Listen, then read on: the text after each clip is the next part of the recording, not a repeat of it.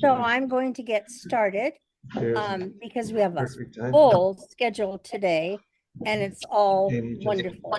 Can you see my screen? Yep. Okay, good, good. Well, welcome to the Blue Tuesday Forum. We have a full fabulous program for you, and I will give you some hints on what we're going to have through October, so you're not going to want to miss a single one of our programs.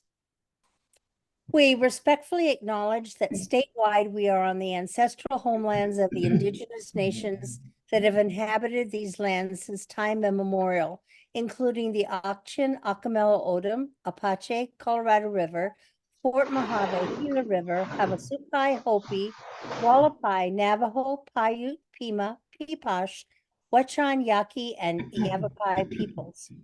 Their traditional care and honoring of these lands allow us to be here today.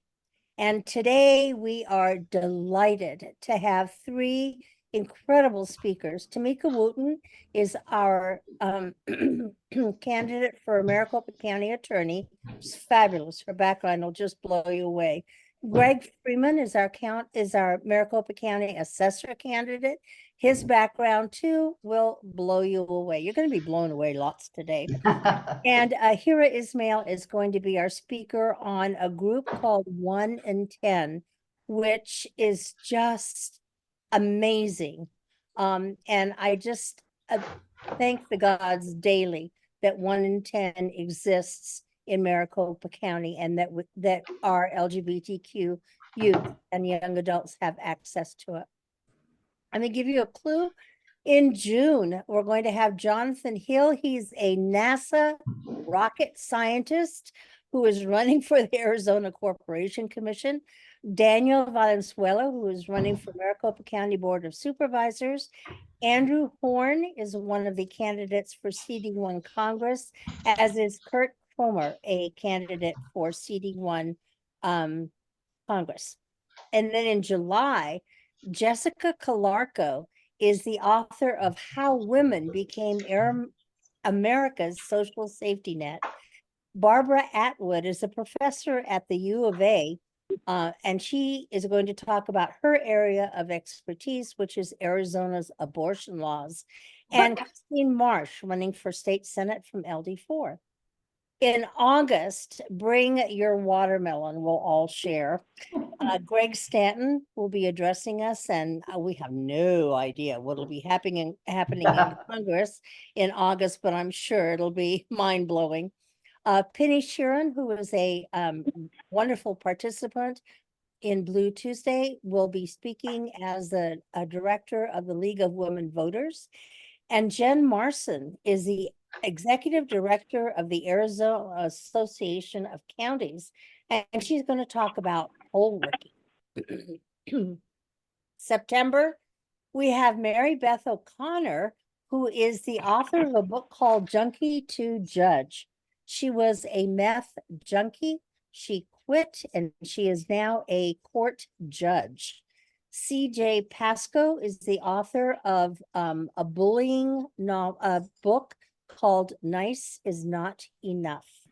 And October, Chris Mays, our Arizona State Attorney General, will be speaking, and a fascinating group, Keep Arizona Blue Student Coalition, Francesca Martin. And when you hear, you'll think, oh, thank goodness, our future is in great hands.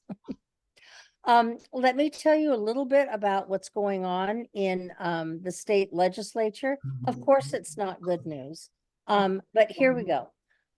Please, two things. Number one, contact your House representatives or whoever you know in the state legislature and ask them to oppose HCR 2060. If you're not sure how to do that, contact cebv.us. That's Civic Engagement Beyond Voting, cebv.us, and they'll tell you how to get in touch with representatives and senators, their email address, their phone numbers. and ask them to oppose HCR 2060. It's Russell's bill reactivated. This bill has split firmly along party lines. So if you're contacting Republicans, remind them that 2060 is costing them support from longtime business allies and that it may ultimately cost the majority rule in November. Of course, that's what we're hoping for. If you're contacting Democrats, thank them for their fiscal conservatism and basic human decency and for upholding the U.S. Constitution.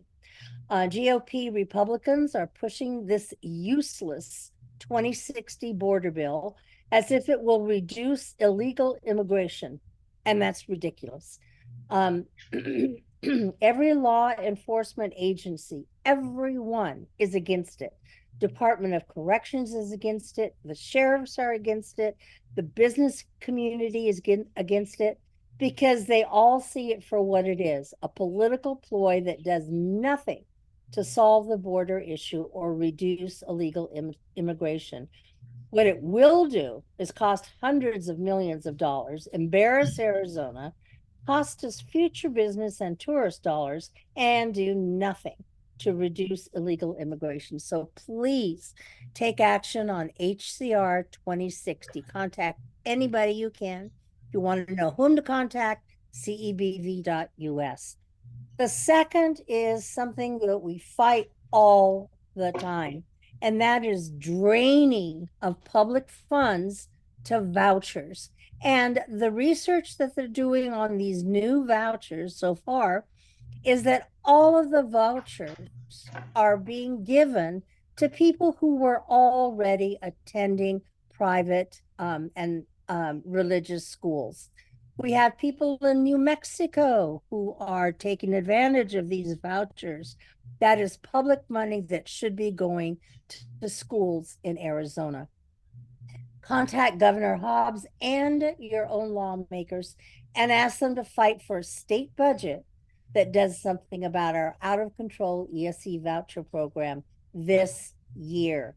Save Our Schools Arizona has a handy tool. So if you go to sosarizona.org and you click on something that says a handy tool, it gives you a letter that's already written about the vouchers. You put in your name, you put in the name of your LD, and they send the letters to your legislators. So please do these two things and save us. Racial profiling, go on record with HCR 2060, and vouchers, go on record as against them with sosarizona.org.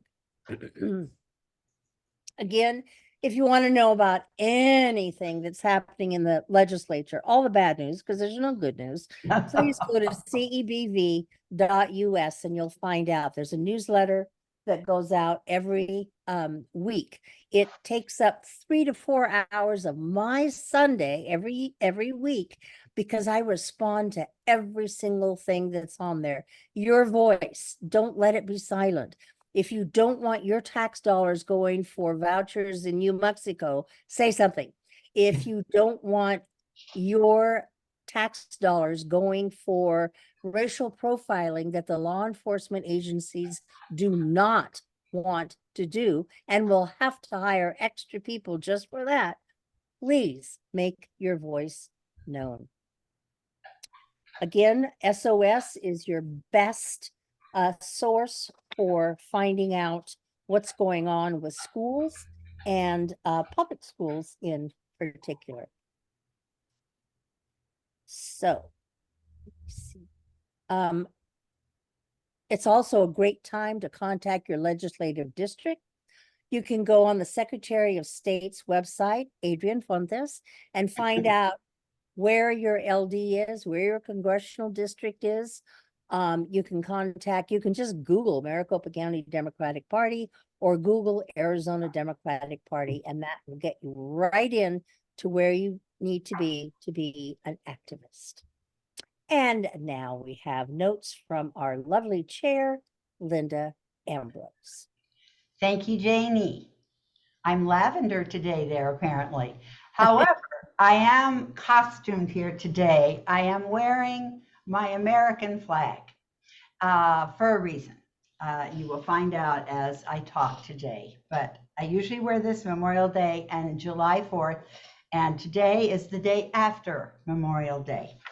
So at any rate, good morning, good afternoon now, and welcome to our Blue Tuesday. Today I am wearing this shout out to our American flag to remind myself that our Memorial Day commemorating our fallen servicemen and women should be honored every day. And now it is a more serious matter than perhaps ever before, at least to our history in the Revolutionary War, where our forefathers fought for independence from England, gaining the freedom to write our Declaration of Independence and our Constitution of the United States of America. I say more seriously than ever before, because it would seem our country in our 2024 election is facing a darker force against democracy than ever seen in our lifetime. And I believe we need to draw attention to this real battle like never before. But I get ahead of myself, so for a moment, if you haven't already, I suggest we have the remembrance of our loved ones, be it our grandfathers, fathers, sisters, or brothers, aunts or uncles, and or our friends who have fought for our freedoms. As we reflect on their service to our country, it personally gives us more meaning to understand their sacrifices, be it their lives or being innocents. I think of my father serving in 1944 as a lieutenant in the Navy on an LST as they invaded Normandy on D-Day. Or my stepfather serving in the same war against Hitler, but in the Air Force flying his bomber airplane against the Nazi positions in Europe. Both these men I knew and loved well, yet they would not speak of their horrors. Nor would my own friends who served in Vietnam and later Iraq, only to say that war is hell. I would venture to guess most who come back alive from any war suffer at the very least their innocence, while many suffer much more to an eventual PTSD, which changes their lives forever. Why shouldn't we honor them every day we wake up to our own lives of living in freedom? And a more serious question, why not honor these survivors of war with more than lip service, but with more care and support throughout their remaining lifetime? That question brought me to the wonderfully thoughtful Ruben Gallego in his TV political ad for some months now, as he mentions his service in Iraq and the losses he felt for so many of his fallen comrades. What makes this a wonderful ad is that he stresses the importance of supporting the veterans, as he has done in his work, representing Arizonans in the House of Representatives, and is continuing to do while running for the United States Senator. It's a good and sound message. Speaking of political campaigns, I feel it my duty to report on but a few of the contrasting dark sides leader Trump's known quotes from his rallies, his posts, and even his behavior when acting as President of the United States. Does anyone remember when President Trump refused to visit the French cemetery where our Americans who fought and died in our last world wars were buried, because it was filled with, and I quote Trump, suckers and losers? Even a Fox News reporter confirmed this. President Trump continued to disparage our service members over and over again, examples being when he was at a 2017 Memorial Day event in Arlington National Cemetery, saying, quote, "I don't get it. What was in it for them?" End quote. and another when then President Trump did not want to include military amputees at a White House military event in 2018 because it would make spectators uncomfortable, and added that, quote, "Their presence doesn't look good for me," end quote. Trump's longest-serving chief of staff, John Kelly, himself a distinguished military high-ranking officer holding many medals for service, noted that Trump in 2016 publicly belittled the parents of Human Khan, an Army captain and Gold Star recipient who was killed in Iraq in 2004 after they criticized Trump for his anti-Muslim rhetoric. Kelly further condemned Trump for accusing retiring Joint Chiefs of Staff Chair General Mark Milley of treason, and suggesting that his punishment for such an act would have been death in other countries. Continuing to quote Kelly as he referred to Trump's statements on Milley, I quote, "Trump is a person that has no idea what America stands for and has no idea what America is all about. He is a person who cavalierly suggests that a selfless warrior who has served his country for 40 years in peacetime and war should lose his life for treason, an expectation that someone will take that action," end quote.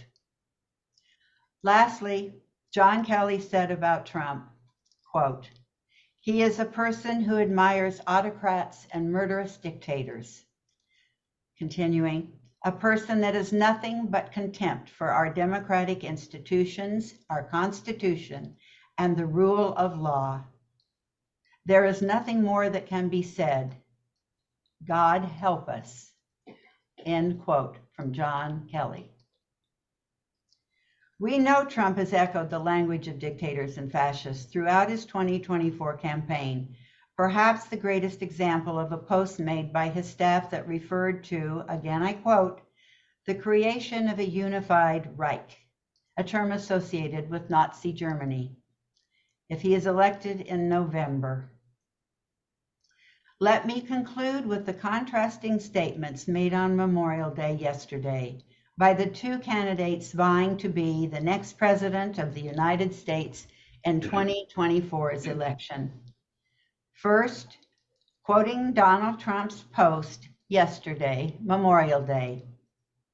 "Happy Memorial Day to all, including the human scum that is working so hard to destroy our once great country, and to the radical left hating federal judge in New York that presided over this."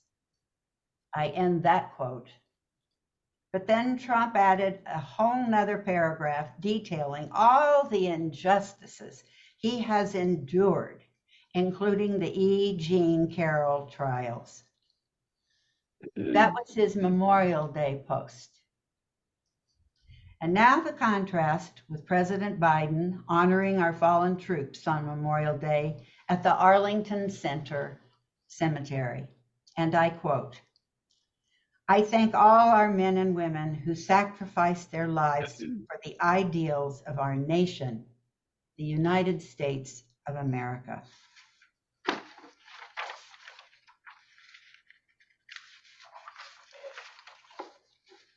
These two quoted samples of the two men running for the highest office in our land, President of the United States of America, couldn't be more clear at exemplifying the two competing ideologies to lead our nation forward. Donald Trump running for himself while promising to eradicate democracy, or President Joe Biden, running to remain in office while promising to fight for and keep democracy as our form of government. For we are its people. End quote. I thank you for your time, and I hope you will share these thoughts with others as we have to remind people of who Trump is and what he means to our democracy. Thank you, thank you, thank you. That's you all. And thank you, Linda, for those wonderful comments. Our first guest speaker today is an amazing attorney. Her name is Tamika Wooten, and she is running for Maricopa County Attorney. I will read you just a short bio of her. As a practicing attorney for 34 years, Tamika Wooten has dedicated her practice to seeking justice in all three areas of the criminal justice system, where she's led as a prosecutor, fought as a defense attorney, and dispensed justice as a judge. Her legal career demonstrates a progression in the duties and responsibilities required to serve in the public's interest. While working for the city of Glendale, she was appointed as the chief city prosecutor and coordinated with the presiding judge to develop an award-winning domestic violence program. In addition to Tamika's courtroom experience as an advocate of justice, she expanded her passion for justice by serving as a judge throughout Maricopa County. Tamika is a data-driven leader, skilled in solving complex issues with common sense solutions. She enlists the power of innovations in crime prevention and restorative justice practices to invest in building healthy lives in communities, particularly for juveniles, veterans, and nonviolent offenders with mental health and addiction issues. With nearly 3 decades of experience within the Maricopa County criminal justice system, and as a wife to a pediatrician and mother of 2 daughters, Tamika's values line up with hardworking families of Maricopa County who want to keep our communities safe and make sure our loved ones return home every night. Tamika, it's our honor to have you speak with us this morning. Good afternoon. Thank you so much for having me. Gosh, this is definitely a scary time right now. And, I know everybody here on this line and on this Zoom call, we're all passionate about democracy and protecting our democracy. And we just have to continue to get out there to the public and make sure that we let people know that they have to vote. I've been seeing some really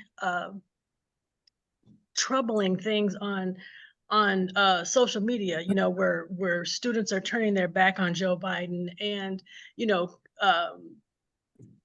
they're just thinking that Trump is another alternative. And it's like, no, if we vote for 45, or we choose to vote or not vote or vote for a third party, then at that point we're going to make 45, 47. But as you mentioned, Janie, I have been practicing law in Arizona for 34 years. I've dedicated my entire legal career to serving the citizens of Arizona. I was recently, I was raised in Southern California, went to UCLA for undergrad, graduated from college when I was 21 years old, because I graduated from high school at 16, then went to UCLA, then came here. And I've been in Arizona ever since 1987, when I went to law school at University of Arizona. As I mentioned, I had the pleasure of serving in Arizona for the entire 34 years. I started off as a prosecutor, and then for the city of Glendale. And then I went to the city of Glendale as not a chief city prosecutor, an assistant city prosecutor. And there was only 3 of us. So we had a lot of work to do. And during that time, educated officers on police policy and training. I ultimately became the chief city prosecutor my last 5 years working in the city of Glendale. And during that time, as I said, I created policy. I worked with the law enforcement officers to create policies to keep our community safe, but also make sure that we are not violating citizens' human rights. As you all know, we have, I don't know if they're calling it HCR 2060 now. And I know there's immigration is a hot issue here, but as a county attorney, and my opponents have basically said that they will make sure that they keep our borders safe, and they're strong on crime. I apologize. I'm getting I have so many things I want to say. I have a limited time because I actually have to go be on the bench in about 20 minutes. But anyway. they are saying they want to keep our community safe. And my goal here is as well to keep communities safe. I want to make sure that we focus on higher level crimes and not just prosecute a person based on the color of their skin. HCR 2060 will allow police officers to stop people because they suspect someone is out of town. And by all means, definitely, we need to make sure that if a person is committing a violent crime, no matter if they are a citizen or not a citizen, that they are prosecuted. But at the same time, we cannot target a person based on the color of their skin. What drove me to run as a city attorney, or city prosecutor rather, is because I've been in court pretty much every day for the last 34 years. And as a defense attorney, the prosecutors often make a joke of, let's see how many people we can put in prison. And when they do that, they often are putting people who are mentally ill into custody. I had a person who was had prior convictions, and based on his prior convictions, they put him in prison for 10 years. I'm sorry. I'm getting, you know, I'm getting messed up because I see myself in the screen. Is there a way? It's really bothering me here. I see me, and it's like, I don't want to talk to me. I want to talk to you all. But anyway, so I'll take my glasses off so I can't see myself. I apologize, you all. But anyway, so during that time, they put him in prison for 10 years. And so thank you very much, Sandra. So as a attorney and as a citizen, we would end up paying $300,000 to teach a man about something that he will not ever learn, because he was like, why am I going to prison for 10 years when I just stole a beer? So again, my role as county attorney is to seek justice, not simply convictions. I want to treat mental illness and substance abuse as health issues, not criminal justice issues. And by reallocating our money and creating like diversion programs for those who are charged or those who have mental illness and addressing those underlying issues, then we can save our money and then focus on keeping our community safe by focusing on violent crimes, victim crimes, and then address those people by separating them from society, but not separating those from society who have stolen a beer. I spoke with Tyler Camp, and I'm looking forward to working with Tyler Camp on programs to end recidivism. So those who have served sentences, when they come out, they'll have an opportunity for workforce development. So that way they can have an education while they're in either DOC or while they're pending sentencing, because Tyler will actually deal with people who are pre-incarcerated or going into prison. So that's the role of the sheriff. But when I get involved, I can make sure that we can, again, create diversion programs for those who are facing nonviolent crimes. Also, my opponents rather, they have listed and said openly that they are going to prosecute or follow the law as far as women's health care. And I've avowed, and I tell everybody on this call and everybody who I will face, is that as county attorney, if the decision to prosecute is put back in the hands of a county attorney, I will not prosecute a woman for her maternal health or reproductive rights. That is a decision that is between a healthcare provider and a woman, and that is an intensely private decision that, again, we should not prosecute people for those decisions. As I mentioned, again, the role of the county attorney is to seek justice, not simply convictions. I do vow that I will make sure our communities are safe by keeping non-violent offenders and reducing the role of recidivism by giving them programs. I will make sure that we keep our community safe by addressing the criminal needs in victims. I'm sorry, you guys, I'm really not on here today. I'm having a really difficult day, and I apologize. I will promise you that I'll come back on another day. I just have a lot going on. I know I have a really serious case coming up today on the bench. So I do apologize for not being as fluent as I would normally be. But just know that I'm committed to making sure that everyone, when they come into court, feels seen, that they feel heard. You know, as a judge, I've had the opportunity to see thousands of people. And one of the things as a judge that I do make sure that is when I see a person as a judge, when I see a person as a prosecutor, when I see a person as a defense attorney, I always say, good afternoon, ma'am. Good afternoon, sir. again, because again, all of us are humans. At the end of the day, we all need to feel seen and heard. And I would just hope that as Democrats, we continue to make sure that we fight for our freedoms, we fight for our ability to love who we want to love, live where we want to live, and then again, that we get out there and talk to members of the community, those who are not in line with 45's policies, or those who are on the other side of the fence, but they know that his policies are taking us into becoming a dictatorship, that we make sure that we get out there, we spread the word that, again, we must keep our community safe. We must make sure that everyone is treated fairly and equally. Janie, can I come on another time? Like I say, I apologize to you all. This is No apologies necessary, please, Tamika. I think I just want to clarify a couple of things that you said Yeah. today, and that is, I'm familiar because I've heard you so many other times with your record as a prosecutor, as an attorney, as a judge, and of all the decisions I've heard from you or from other people, they align 100% with the values that we have at Blue Tuesday. They are all people focused. They are at a rehabilitation focus, compassion, and yet there's a strength there to help people build their lives and become productive citizens. And I wish we had time for you to tell some of those stories because they're absolutely fascinating. And you did refer to Tyler Camp. He is running for sheriff. He also shares the same values in terms of law enforcement, in terms of treating people with compassion and yet with strength. And the two of you working together, as you've already begun, I think would be a phenomenal pairing of law enforcement and justice. So no apologies necessary at all. Thank you for coming to us this morning.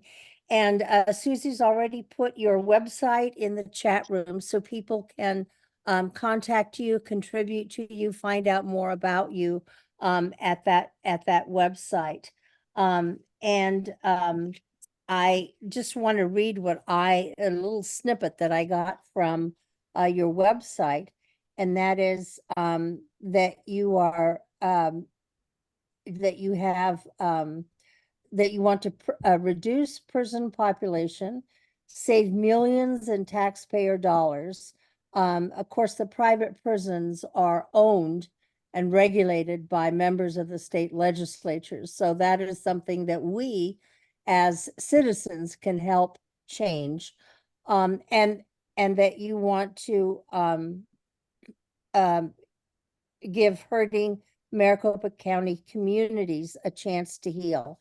And those hurting communities do not know socioeconomic level. So we are all impacted by hurts imposed upon us by law enforcement, by justice system. So we thank you for that. And then there's a closing statement, and I'm having trouble reading my tiny little print here. In short, I'll work to put the justice back in the justice system. I'll work to ensure that those who are dangerous to our community are behind bars, and those who have earned a second chance have a real opportunity to turn their lives around. And that is so key. As a classroom teacher, I can tell you it does no good to punish the whole class for something that a couple of little twerks have done. So your commitment to keeping the community safe from those that we need to keep kept safe from, and helping others return to being productive citizens is wonderful, and it meets all of our values. And thank you again, Tamika, for being with us today. And Dr. Hydrick, I just like to say that you know, as the Democratic candidate for county attorney, I'm the only candidate that has the global perspective to be able to measure or realize that, like, as a county attorney, you need to have the ability to know how your plea offers affect not only the person that is charged, but their family. As a defense attorney, you need to, again, understand how this impacts the family. And then as a judge, I have to weigh the impact on the community. And as county attorney, I found that that is the best way to be able to do that. And I just want to kind of break in a little bit because I've kind of got my mind back together. So as opposed to this case I have to do at 1:15. But you know, as a judge, for example, our hands are tied because there is mandatory sentencing. So when a county attorney comes in there with a particular sentence, if the defense attorney doesn't file the motion, like if something needs to be suppressed, or again, if they come in with a difficult plea agreement, then the judge has to accept that plea agreement because their hands are tied. Because if they don't accept that plea agreement, then if the person goes to trial, they end up getting a higher sentence. So as I mentioned before, I've had clients who are mentally ill that are doing 10 years in prison. So we're paying $300,000 to teach people lessons that they will never get. As a judge, I'll give you another example that I dealt with recently. I had a person who was charged with, again, shoplifting. And so he was charged with shoplifting, and he had to do, he had a probation case. And so the prosecutor revoked his probation and then gave him 120 days, which is 4 months in jail, right? And so unfortunately, a lot of our defense attorneys, they are in a hurry. They don't often serve their clients. And so the prosecutor gave this man 120 days in jail plus $11,000 in jail costs. Now, this person stole a beer, so he does not have the ability to pay $11,000 for jail costs. So in the misdemeanor system, I was able to kind of waive those jail fees. But again, in the felony system, it's a little bit more difficult. So if you have a county attorney that understands that just putting people in prison, because if a person doesn't pay the fee, or even if they're on probation in the county system, then their probation gets revoked. And so once their probation is revoked, again, we're sending them to prison because they could not pay a fine. So again, as county attorney, I want to make sure that we don't waste our taxpayer dollars putting in people in prison for inability to pay a fine, for stealing beers, and again, focus our communities on being safe. I'm the only county attorney that has the global perspective. So I have the experience of a chief prosecutor, I have the compassion of a defense attorney, and the wisdom of a judge. And again, I thank you all. I welcome the opportunity to come see you all face to face. This Zoom thing is really difficult for me. So if you all have an opportunity to allow me to come face to face, I would love that opportunity. But again, thank you. I'm going to get on the freeway in a little bit and zip on to Avondale and get on the bench. And I just Tamika. want to, Tamika, I just want to insert one little slam, if I may, because Yes. I'm generally a nice person, but your opponent, who is currently sitting as Maricopa County Attorney, did have a positive role in playing to get Brett Kavanaugh into the Supreme Court. Right. So if we don't like him, let's vote for Tamika. Thank you very much for being with May us. I just say one more thing as chair? Hi, Tamika, Linda Ambrose. We'd Hello. love to have you back on Zoom if you can, because we aren't meeting face to face.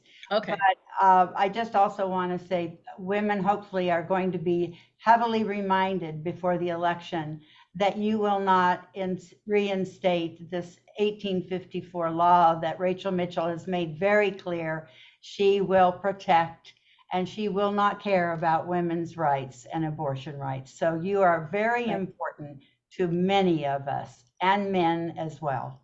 Thank you. Yeah, Thank she's you. made it very clear that she will Yes. do 45's bidding. I mean, as you all saw, she Yes. was the judge, the prosecutor or the person questioning the victim and re-victimizing her in the Kavanaugh case. She's endorsed 45. So she's shown us what she will do, and Yes. she will prosecute women for their healthcare decisions. So again, thank you. I will come back on another We Zoom need call when you. I don't have to rush back. Thank you. It is actually my honor to serve. I know, like I say, I apologize for being a little off today. I have a lot going on, but again, thank you. It's my honor to serve, and I look forward to speaking to you all again when I don't have to go rush and jump on the freeway. All right. Thanks, Thank you, Tamika. Tamika. Thank you. You all have a great day. Thank you. And next we have a delightful candidate, But he also has the steel and the expertise to back up his bid for Maricopa County Assessor. And you're going, what's an assessor? What does an assessor do? What does he need to know? And you'll find that out soon. Greg Freeman grew up in Northwest Phoenix and currently serves on the North Mountain and Deer Valley zoning commissions in Phoenix, is on the board of the Bell Road Business Alliance, Black Mountain Community Alliance, and Kichiro Foundation. He's also a member of the Bell Road Community Safety Plan and the Phoenix Police Department Business Initiative. Greg wants every hardworking Arizonan to have a chance to own a home of their own. As a board member, he speaks with experts about blighted properties, laws, and court rulings that shape our cities. Greg believes that increasingly people over the age of 65 in Maricopa County are facing homelessness. If they were renting in low-cost housing previously, a fixed income cannot keep up with the spikes in housing costs.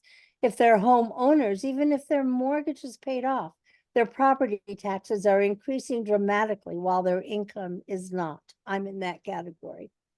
The housing shortage is a hugely complex issue, and it will take many, many qualified people and agencies working together to reverse this dangerous trend. Greg is running for Maricopa County Assessor because he will stand for Arizonans from all walks of life, having the opportunity to be homeowners and renters in Maricopa County. Instead of favoring tax breaks for out-of-state investment corporations and short-term rental companies, Greg will stand for these companies to contribute their fair portion of taxes so that the neighborhoods they operate in can thrive. He will advocate for seniors who want to stay in their homes and need support to do so. Please join Greg Freeman in creating a thriving and prosperous place for all Arizonans to live. Greg, thank you for being with us today. Well, thank you so much for having me here, and thank you for giving me control so I can get my slide deck up there real quick. 1 second. All right, now is my slide showing now? Should be. I think I see a nod. Okay, excellent. So nice to meet everybody. My name is Greg Freeman. I like to say that I'm nearly a native Arizonan. My parents both graduated from Maryville High School back in the 70s. My dad's first job was in California. I was born there, but I moved back when I was less than 2 years old. So I like to say that I know I'm supposed to be in Arizona because I got a solar panel installed, like all of us should be. So I did attend public schools here. I went to college and got a degree in math and computer science. And I have worked in the real estate industry for more than 10 years off and on in my life. I was in the industry up until the crash in 2008, and about 4 years got back into it. Across my career in real estate, I have worked as an escrow officer, a notary, construction manager, apartment locator, commercial property manager, and I serve on a couple of zoning committees. So I've kind of been all around the spectrum of what happens in real estate here in Arizona, which has a lot to do with what the assessor does. So how did I get involved in everything? My current job, I'm actually at work right now. I work as a commercial property manager. If you think about an inline retail space, the shops that you go to, they deal with the impacts of homelessness just like we all do. So for me, that's kind of one of the places that I really got exposed to that. That was something that we were dealing with on a daily basis. From there, I started getting connected into my local community. I really attended, honestly, a Coffee with the Cops presentation. I joined a local business alliance, met a bunch of block watches. That got me connected to the nonprofit sector and also connected to my local LD. I live in LD2. And really, I started getting into the nuts and bolts of what is causing homelessness. Like, where does that all come from? And specifically, like, what can we do about it? What I really started to discover, just like she pointed out, is a lot of the homeless issues we deal with right now specifically result from a lack of affordable housing, both for rentals and for owning in the city that you live in and across the county and state and practically the whole country.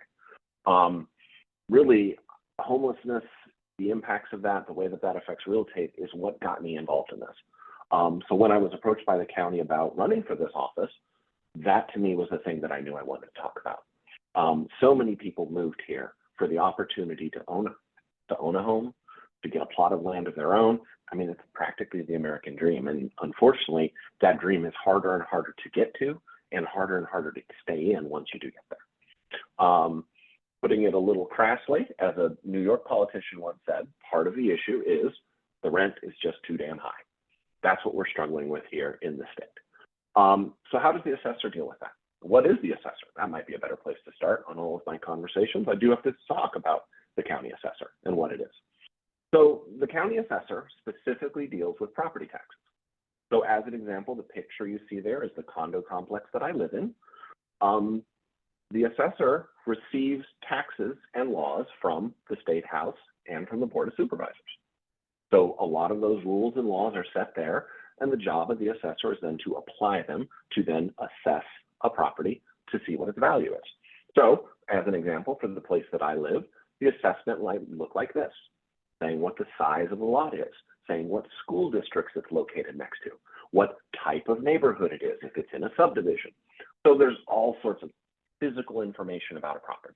So between the physical information that the assessor gets and the tax rates that are given by the board of supervisors and the House and Senate, from there, every year, the assessor gives an assessment. Those of you that are homeowners, you're probably used to once a year getting a postcard from the assessor saying, here's the new value. Now, this is actually, like I said, my house. And if you look, there's a cash value, which is, they say, the full amount, and also a limited amount, because the laws that have been passed by the House and Senate restrict the ability to collect all that money. Essentially, your taxes can only go up a certain amount per year. So the assessor takes that all up on, figures out the values, applies the formula, hands it to the county treasurer, and the county treasurer goes to collect it. So it is a very technical job. There is a team, a technical team of professional assessors that will be doing most of this. You're not going to have me driving around in a car with binoculars trying to figure it out, because there's millions of properties that they evaluate. But it is, as the elected head of that professional bureaucracy, there are decisions that you can make. There are ways that you can put your thumb on the scale one way or the other that really can have a huge impact for us in the county. And I am going to go through one of those, which I hope everybody's sitting, because it's a fairly shocking thing that's happened recently. So what is the impact of the assessor? Well, the assessor assesses 1.8 million pieces of property a year. That's every single plot of land that's in the county, the buildings that are on it. That resulted in about $5.5 billion in taxes that were assessed and then to be collected. The money that's collected by our property taxes, we know exactly where that money's going. 57% of the money that comes from that goes to schools. 12% of it goes to the cities, 11% community colleges, 9% special tax districts, and then the county budget. So anything that messes with the collection of property taxes, we know exactly who that affects. And as I'm going to highlight in this example, we know exactly the amounts. So why the assessor matters. I want to talk about one little policy change that was made in that office. So the professionals, like I said, the people that actually go out and assess, in 2015, they looked at short-term rentals, like an Airbnb. Everybody knows what an Airbnb or short-term rental is. It's when somebody buys a house in your neighborhood, turns it into a hotel, and there's nothing you can do about it because that's what the legislature did. So the assessors looked at that and said, well, that's not a normal house. That's a business in the neighborhood. We should tax it like a business. Well, of course, the short-term rental owners didn't like that because they have to pay more in taxes. So they sued the assessor and they lost. Then they appealed to the Court of Appeals and the assessor won again. So that whole process took about 6 years to resolve. And it looks like those people have to pay more in taxes. This is the point where the current assessor intervened. The current assessor agreed with those short-term rental owners, thinking that they should pay less in taxes than they did. So he went to the legislature and lobbied them to get a new bill passed. Now, this is one that you probably have never heard of, Senate Bill 1267 from 2022. What this did was basically went back in time and undid the assessment that the assessors had decided. Essentially, legislatures were overriding the professionals that had decided this is the way this needs to be taxed. Now, I know this is super boring so far, but pay attention because we're going to get to the nuts and bolts of this. When this passed, they had to go back and look at 7 years of taxes and undo the taxes that have been collected from 2015. And as you can imagine, as they're undoing the taxes that are being collected, it has to come from somewhere. So in approximately about a month ago, the report came out from the treasurer detailing what the impact of this bill is. The total cost to cities and towns and school districts is over $300 million. That was promised to them in their budget that is now getting taken out. So just to give you some of the numbers, the county fund, as an example, just got $59 million taken out of their budget. City of Scottsdale lost almost $10 million. Fountain Hills Unified, which is one of the school districts up there, lost $2 million. Mesa Unified lost 11, Paradise Valley 15. Scottsdale Unified was the school district affected the most, and they now have a $27 million hole in their budget for this year. They have an emergency fund of about $15 million. So what are they going to do? It also affects regional county islands like the Sun City Fire Department. They don't have a city government, so there's a volunteer fire department funded by the county. They just lost $1.3 million. And don't tell Dr. Laura Metcalf, who's running to be superintendent of schools, but the Maricopa County community colleges, which are one of the things we're going to use to build the workforce of the future, they just lost $45 million. And to be clear, the county told them, this is the amount of money you can count on for the year. And then last month went to those organizations and said, oops, no, we're going to take that money back. So they built their budgets and did all their plans, and now they're getting less than they have. Now, if you are looking, a generous interpretation of this is that they didn't know what they were doing. When the assessor went and lobbied the Senate, they didn't know exactly how it all shake out. I would say the less generous way of looking at it is it's another very deliberate attempt to underfund public schools. Because keep in mind, every dollar taken from those schools is being given to somebody that owns an Airbnb rental that your city is not allowed to legislate or forbid because of the actions of that same legislature. So running countywide, the more I've gotten into this race, the more and more you can find things like this, where the Republicans have been in charge and are very subtly or unsubtly undermining the government that we all want, the schools that we want for our children, the fire service to make sure people get them the emergency services. All of that is being undermined by the people that are in that office right now. And to be clear, this is one rule change. It happened to have a very big impact, but these sorts of things are being done in the assessor's office all the time. And it's done under the cover of night, or it's so complex that it's hard to relay. But it has a huge impact in the funding of these services and the cities that we all live in.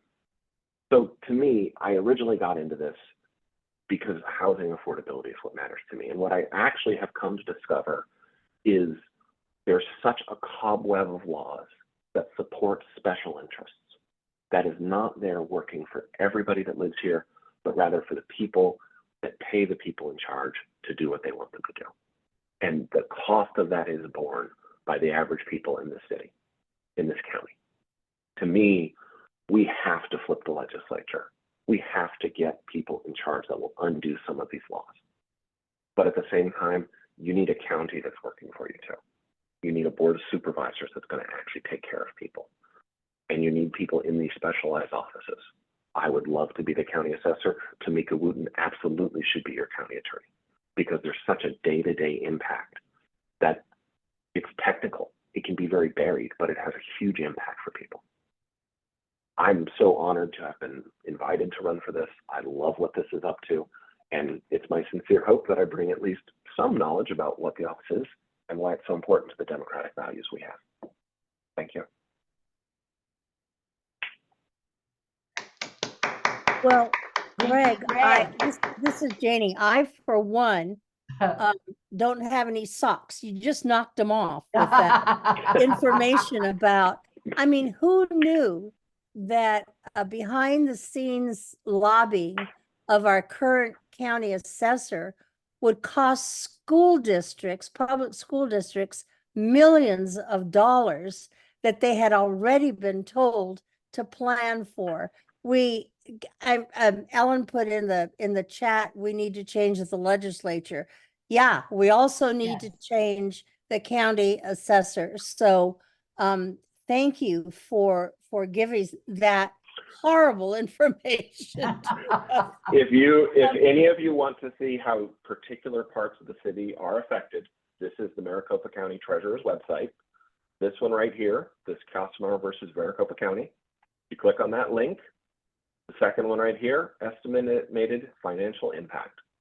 If you click on that and open it, it is pages and pages Oh, of wow. who got affected and how much. So you are all certainly welcome. Your own particular school districts or things near you, you can actually see the impact at the very, very bottom. You can see the grand total is $330 million.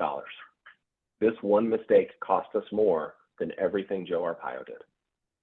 Well, and you know, I mean, the comments are coming in too in chat that I had no idea that this had even occurred.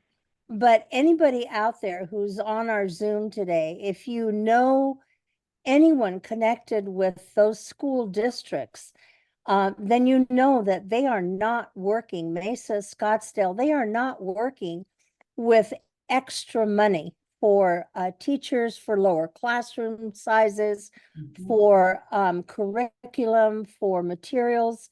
And this is a huge blow.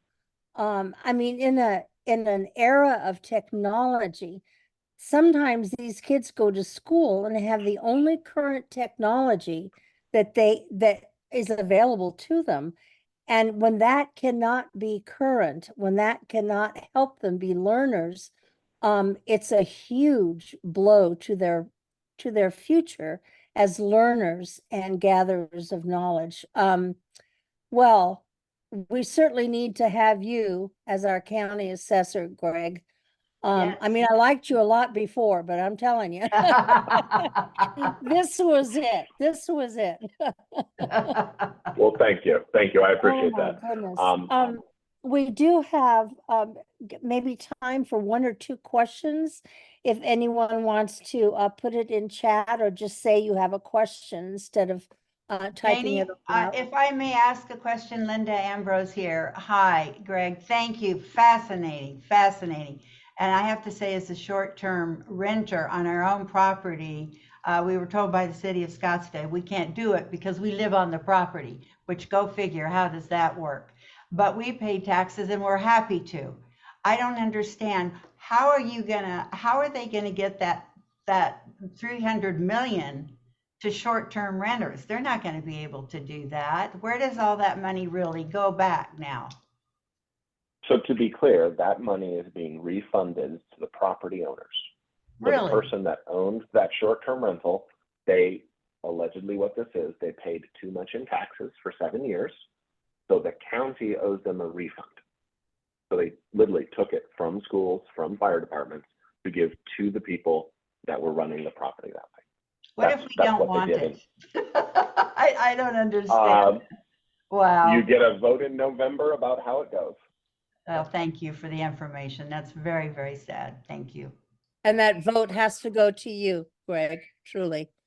At least Yes. we'll I have a appreciate voice the opportunity. in saying that we don't want things like that happening to our school districts. Yeah, thank Do you. you have money, Greg, for signs and things that can go up? And I keep seeing HEAP everywhere of, for county assessor. We need your name out there. So he is running for county recorder, a different super Oh, technical okay. county I'm job sorry. that's also important. Okay. But I did put my Act Blue link in the chat. If anybody does want to help donate for sign purposes, that's one of the things I'm looking at doing. Good. Yes, that secure the Act Blue contribution website is there. It's also Susie also put in your WordPress website where we can go, and I believe there's a button there for donate, correct? Yes, that will also take you to the same place. Yeah. Okay, good. Oh, well, thank All you right. so much for bringing the horrors of county assessor to us today and confirming our Thank you. vote for you. We appreciate it. I appreciate that. All right, I have to get back to work. Thank you for the All right. opportunity. Thank you, Thank Greg. you, Greg. Bye. And next, Hira Ismail is joining us today as the spokesperson for 1 in 10. It's a nonprofit organization dedicated to serving and assisting lesbian, gay, bisexual, transgender, and questioning youth ages 14 to 24. I first came in contact with 1 in 10. Somewhere in the back of my mind, I knew it existed, but I had no clue to the power that this organization has to saving lives and saving young adults, attitudes about themselves and the world, until recently. From weekly discussion groups to fun, socializing, networking events, 1 in 10 creates a safe place, mentally and physically, for youth of all socioeconomic and cultural backgrounds. They also offer resources to promote healthy choices in living. Youth with particular needs have the option to speak with peers or volunteers one-on-one in a supervised setting. 1 in 10 provides youth with a variety of tools and opportunities to improve self-esteem and self-acceptance. And I was honored to be invited to a brunch that 1 in 10 had. I was invited by Bev Crair and Lisa Malakowski. And when I walked into that brunch, there were, I think, close to 2,000 people. And I thought, oh my God, if every LGBTQ youth could just step in here and feel the love and acceptance, they would come to terms with who they are and what they can accomplish in their lives. If they could just have felt that love and acceptance. I felt it. And I wholly support any organization that makes it possible for our LGBTQ youth to feel that. Let me read you their vision and mission. 1 in 10 envisions a world where all LGBTQ youth and young adults are embraced for who they are, actively engaged in their communities, and empowered to lead. Their mission is to serve LGBTQ youth and young adults ages 11 to 24. They enhance their lives by providing empowering social and service programs that promote self-expression, self-acceptance, leadership development, and healthy life choices. And here we are delighted to have you here today. Thank you so much for presenting this to us. Of course, thank you so much for having me. I'm going to see, and I have screen sharing abilities already. You should have. If not, I will. I think, yeah, we're good, right? Perfect. Okay. Yes, there you go. Wonderful. So let's just start. So thank you so much for that lovely intro. You went ahead and talked about our vision and mission, so I'm going to get right into it. But yes, my name is Hira Ismail. My pronouns are she, her, and I am the training and digital program specialist at 1 in 10. So I go out into the community and do LGBTQ plus inclusion trainings. Recently, I just came back from Flagstaff, and we were called to do healthcare LGBTQ inclusion training for the Northern Arizona healthcare system there. So we get to go around, sometimes we do them on Zoom, sometimes we do them in person, but our biggest goal for the training program is to be able to expand safe spaces for LGBTQ plus youth. So we have the ones that we provide, but we also want to make sure that we are trying to make the world a safer space for LGBTQ plus youth as well. So that's a little bit about my position. I do a lot at 1 in 10. As we go through the different things, I'll tell you in more detail, but let's get started with the location. So we mentioned what our vision and our mission is. We are located, our main youth center is located in Roosevelt Row. It's in the Parsons Center for Health and Wellness.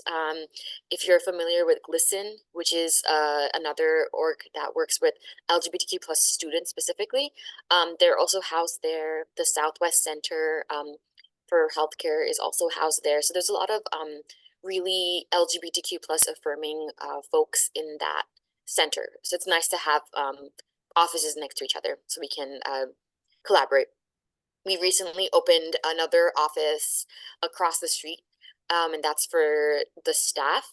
But the youth, this is our main hub for the youth themselves. So it's on Portland and First, and the youth center is our house for our programs. So our programs have many, there are many facets to them. The first picture you see up here, you can see that there are hammocks, and this was the youth center, I think, before, or probably really near the beginning of our time. I think here, yeah. Oh, it's a very different, it looks very different now. But yes, we have a full service center, essentially. So when a youth comes through the door, we ask them, what do you hope to get out of your experience at 1 in 10? And they'll let us know. Sometimes they want help with housing. Sometimes they want help with careers. And sometimes they just want a place to hang out with other LGBTQ plus youth and make friends and be in a safe and affirming space for them, or have their pronouns acknowledged and respected. There's a variety of things that youth want from our space, and we try to provide it to them. The center itself is open from Monday to Friday, 3 to 7 p.m. Youth from 3 to 5 can just hang out. We have hot meals, snacks. There's a shower, clothing, toiletries, community resources, and programs. So they can play video games. They can play at our, there's like a foosball station that they decorated with, they decorated all the football players as drag queens, which is really great. You won't see a foosball station like that anywhere else. There's coloring books. There's bookshelves as well. We have a little library of our own where youth can take a book home, and a lot of them are queer fiction. It's an open space for them to kind of engage in as they want to until 5 o'clock. Usually programs start at 5 and they end around 6:30. Programs can be really anything, really. We often try to do a program based on, say, like the national month. So, of course, June is Pride Month, but for at 1 in 10, every day is Pride, which is wonderful. But during Black History Month, we've had programs about Black and LGBTQ plus folks. This last month was AANHPI, so Asian American and Pacific Islander, Hawaiian folks. So we try to like keep a focus based on the holidays and the remembrances. There's lots of programming. I myself am a theater artist, so I often like to run theater programming, teaching different ways to access like writing and acting and doing skits. I also teach dance. So those are some of the ones I like to run. There's always like arts and crafts. We've done plant programs where they'll get to plant a seed and take it home. We also have a focus on wellness. I'll get to wellness in programs in like particular later, but we do a thing called a wellness collaborative where all the youth get to focus on a different aspect of their wellness every month. So there's a lot of things for them to opt into. As you can see, there is the second photo on the bottom is of the Phoenix Children's Hospital van. This is a really great resource for youth who don't have insurance. They can get in and get a well check done without having to worry about insurance. I believe it's for 14 and up. But we do have a partnership with them for them to park in our parking lot and be available for our folks. And same thing with dental care. There are health mobiles. I believe we might have switched out from Brighter Way, but we do have a dental health caravan that comes in, and we'll let the youth know from beforehand, like, hey, if you need to get your teeth checked or you need to do this or that, like the van is here on these days. So it's a really great space. It's very colorful and friendly and open. We also have a sound system in there and like a theater space, so you can either put a movie on or move the sofas aside and dance or whatever you want to do that day. So it's a really great space. It is run currently. I should probably update this. Sandra is no longer the interim director. She is the youth center director now, and she also directs satellite programs, which I'll talk about. And Abby is the youth center program manager. So these two are point people, and if you ever want to contact them, their emails, all of our emails are just our first name with @1in10.org. So that is my spiel about youth center. I'm just making sure that I'm staying on time because there's a lot to talk about. All right, so the satellite programs, our main center is in Phoenix, but we have satellite programs throughout Arizona. So what this means is we usually have a program that runs once per week at a specific time. We've created community partnerships, so some places let us have their space for free. Some of them we rent out. We are often in Unitarian Universalist churches or sometimes libraries, sometimes colleges. So the satellite team has done an incredible job maintaining and creating partnerships with everyone. So we have satellites from everywhere from the Phoenix metropolitan area to out in you can see Glendale, Peoria, Surprise, Litchfield Park, and then even in northern Arizona. So Cottonwood, Flagstaff, Prescott, Show Low, Anthem. So we have sites in each of these locations. Our biggest desire to do this was because, especially in cities like northern Arizona, there are less resources for LGBTQ plus youth out there, and so we want to make sure that the people who come from like more rural places or like small town places, they have an opportunity to have a safe space for themselves too. Some of our youth come from homeschool or from online school, so the time that they get to have with other youth is 1 in 10. I was just out in Cottonwood last week. I went I came in on Wednesday and I ran a program. There were about 3 youth who attended. We read and wrote poetry and drew and chatted and had snacks, and it was great. So if you are if you ever come across a youth who might want to be involved with 1 in 10, we probably have a satellite near them. We have I believe 18 now. We're looking to maybe opening one in Payson. So that's where we're located. Satellites are really nice and intimate. I run the Mesa satellite. So that's another thing I get to do at 1 in 10. We meet every Monday and we have such a good time. It's been like a really beautiful creation of a community. Some of the youth will go to the one youth center once in a while, but they come to Mesa Satellite almost every week because there's an established group. It's a little more intimate. We are also really good at bringing other people into the fold. So if there's a new youth, they are quickly welcomed in, and it's just a really loving space.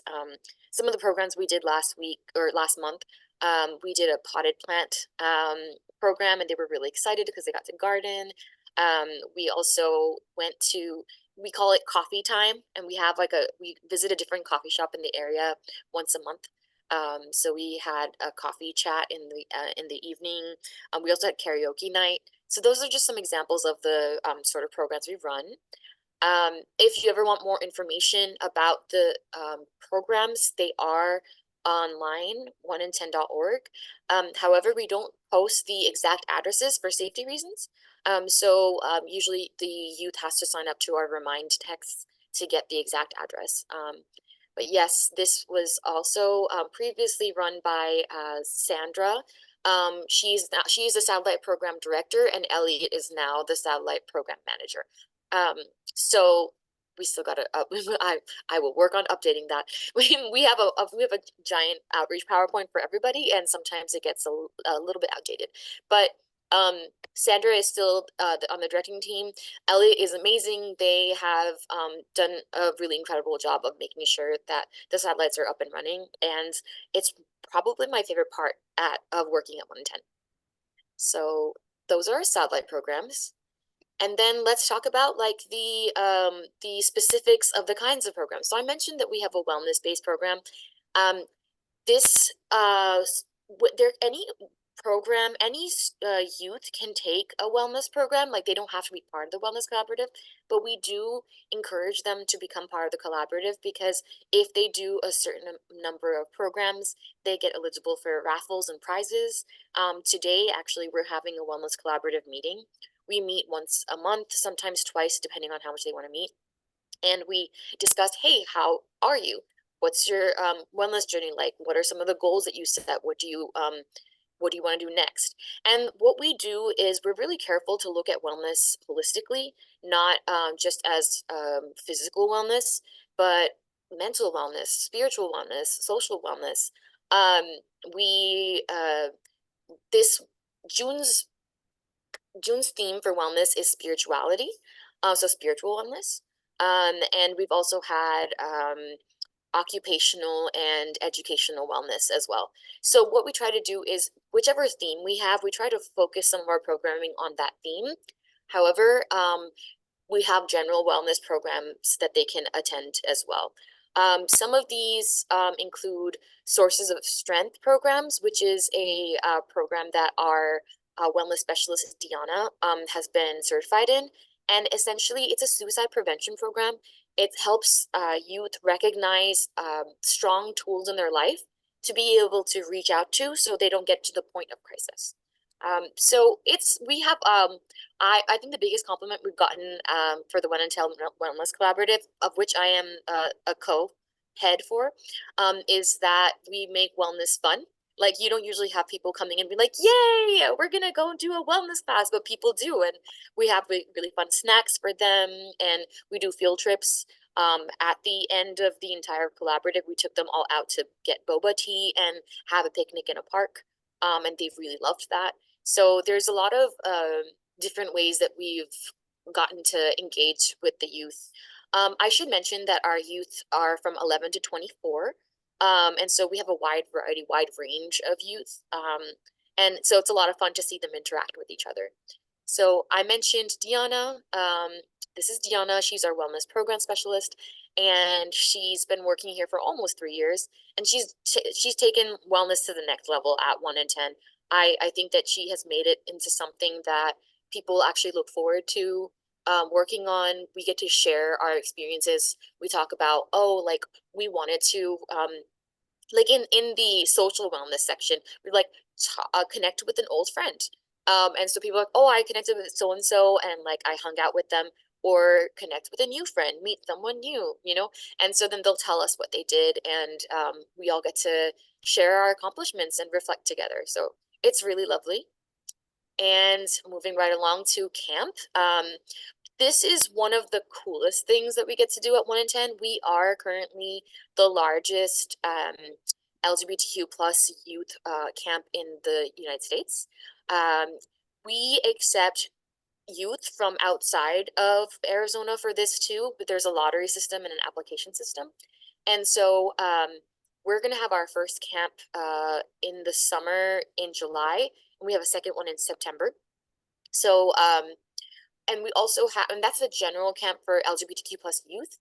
Then we have like specific youth retreats as well. So there's the transgender and non-binary youth retreat, and that's usually about like 50 to 60 people. And then there's a Together in Color youth retreat, which is also around 50 to 60 people. We camp, the larger camp is usually in Prescott. We have been able to create a partnership with the Girl Scouts camping site over there. And then the other two, it really depends on where the group itself wants to go. I got to be at the Together in Color youth retreat and run some programs on allyship and microaggressions, as well as I led a poetry workshop and a dance workshop. So there's a lot of activities. One of the reasons that we really want to do camp is we want youth to know that they also belong in the outdoors. A lot of times images of who gets to be outdoors don't reflect the images of LGBTQ plus youth. So we have a variety of activities. We try to be as accessible as possible. So we have like quiet spaces when we have something loud going on, or we have golf carts that take youth who might need a golf cart because they might have a cane or a wheelchair. So yeah, it's a really, really fun time. I'm already looking forward to it. And here's some lovely pictures from camp in the past. We always do this rainbow setup. Each group is wearing a shirt based on their cabin. And so we always like line up in a rainbow and take pictures like that. So we have a good time. Currently, Kieran is our main worker. He is the camp specialist, and he's really, really amazing at what he does. So again, youth from outside of the Arizona can also apply for camp. And moving right along to Pond, we also have, I mentioned a housing program. What we do here is it's called Promise of a New Day. And what we do here is we help youth from 18 to 24 access housing. We do not own a housing unit. However, we do have a partnership with an apartment complex, and we help youth get connected to that.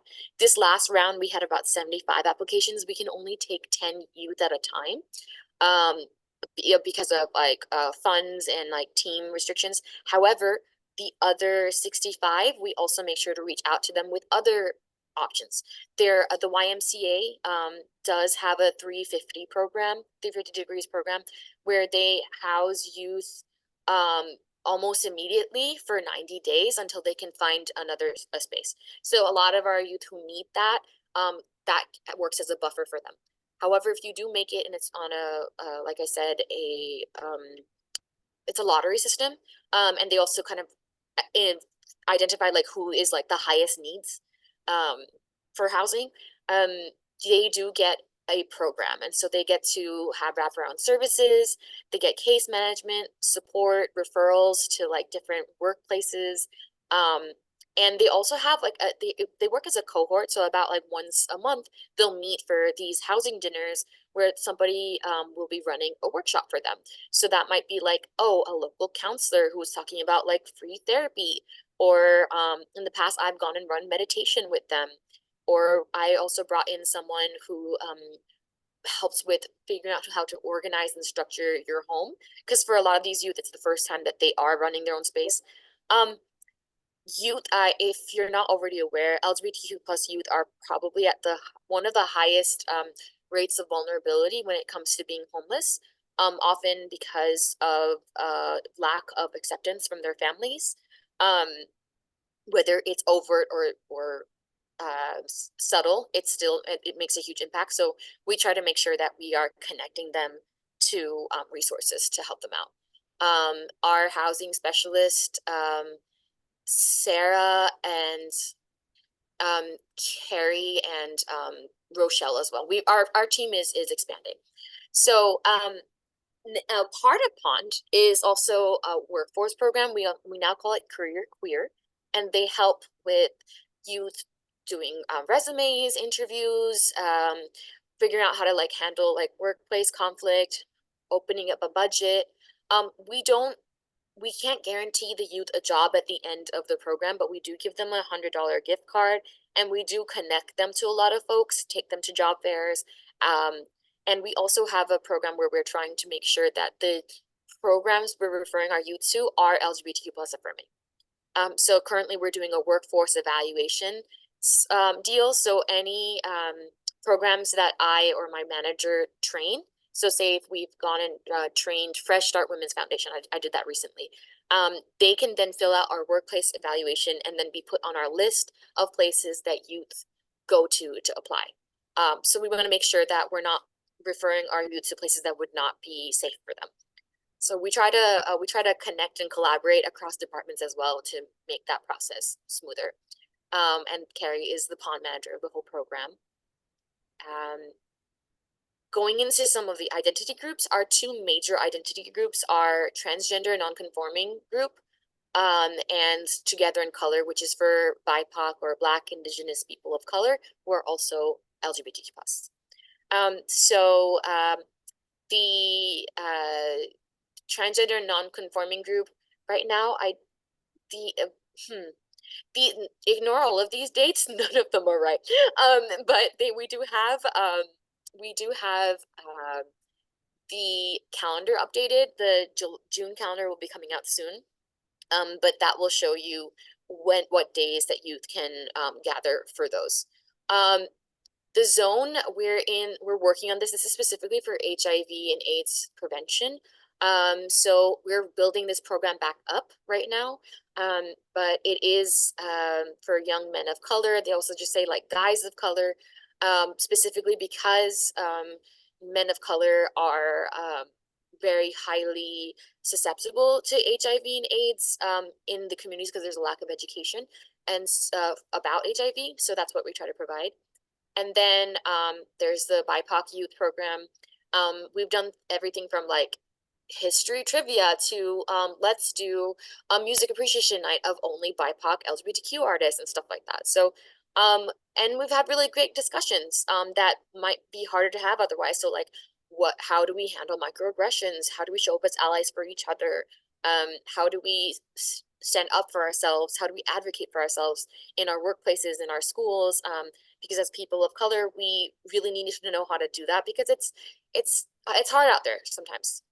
So yeah, it's really great, and we got to discuss the intersectionality of being both queer and or LGBTQ and a person of color, and how those two things are so wonderful and they're like superpowers, but how the stigmas behind those two things from society can make it hard. And so how do we like support each other and ourselves through that?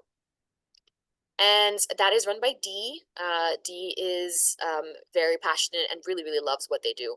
So we have 2 other programs going on. We have a lot of leadership opportunities for the youth. I'm gonna skim through these a little faster because I know I'm running out of time. But essentially, if youth want to help out in camp and run a cabin and they're 18 and up, they can do that. Or sorry, I think 21 and up, they can do that. And we also have like outdoor activities throughout the year. So they went and snowshoed in December, and then they did like a hike in Tempe, and they even went and like stayed in a yurt. It was really interesting. They do a lot of a range from like closer activities to far away activities, but they do them throughout the year.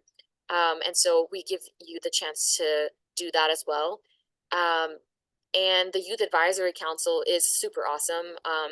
They get to kind of like a mayor's youth committee, right? They're like the youth committee, and they tell us like what they want to see. These are the programs we want to see more of at 1 in 10. This is what we think should happen at 1 in 10. And they even get to present to the board because we really want to be youth centric always. We want to be doing stuff that they want. We don't want to be putting stuff on them. So those are leadership opportunities for our youth. We have digital programs, Zoom, Minecraft, Discord. These are all like really popular spaces for our youth to go to. And it gives an opportunity for youth who are not able to go in person, perhaps, to be able to talk to each other. Meanwhile, our Discord, Discord is basically a messenger platform. So it's like there are a bunch of channels and you can talk to each other based on your interests. So if you like movies and TV, you can go to that group and then chat and discuss there. Twitch is a video game streaming platform, or like an online game streaming platform. Minecraft, it's a game. And then Zoom programs we have once in a while. That's me and Wallace. We are both for we run both the training and the digital program department. I mentioned trainings at the very beginning, so I'm not gonna go too much into them. Essentially, we help train folks on how to be inclusive. And we try to make sure they walk away with actual best practices, like things that they can actually do and take away with them instead of theory. We do provide theory, but we also want to make sure they walk away with tangible action items. There are volunteer opportunities at 1 in 10. You have to be at least 25 years old. Their next like volunteer orientation is happening on May 30th or 31st, and they're trying to do one every month. So if you or anyone else is interested in volunteering, that's a great orientation to go to. We always need like satellite volunteers, so people who volunteer at the very many places that we've set up, or one-off volunteers are also a possibility. We prefer like for a volunteer to come in and spend at least like a certain amount of time per week, but we always need volunteers for events like Fresh Brunch, which was mentioned earlier, and some of our other larger events. So if that's ever of interest, that is an opportunity. And that brings me to the end of my presentation 1 minute before. Yes, awesome. So if you have any questions, you can always reach out, and I'm going to hand it back. Thank you so much for your time. Hira, that Wow. That was overwhelming. I mean, I just had a clue to the fundraising when I went to that brunch and just got the tip of the iceberg in terms of programs. But I think because you go to the youth so much and say, what do you need? What do you want? That 1 in 10 is truly a comprehensive program, everything from housing to self-worth to living alone, and making a budget. I mean, I need that, making a budget work, and housekeeping and all of those things. Every aspect of an 11 to 24-year-old's life, there are resources and programs to address those. So I know we can go to 1in10.org, and contributions are wonderful. As you said, for the fundraisers, baskets, gift cards, whatever. But if they have any questions about anything, if they want to volunteer, if they know of someone who needs to get in touch with 1in10, I've put your name, Hira, at 1in10.org. To get you personally to respond to any questions they may have. I hope that works. That's great. I'm very good at connecting you to the people that you need to be connected to. So Right, yeah, right. please don't hesitate to contact me if you have any questions. And there's the phone number as well. Thank you so much. And this was so important. As I said, somewhere in the back of my mind, I knew that there was a program going on, but I had no clue to how extensive it was and how what a perfect resource it was in so many ways to kids who really need this to survive physically, emotionally, and psychologically. So thank you again for telling us about it today. Thank you for having me. Appreciate it so much. Thank you, Hira. Totally holistic and vital. Thank you.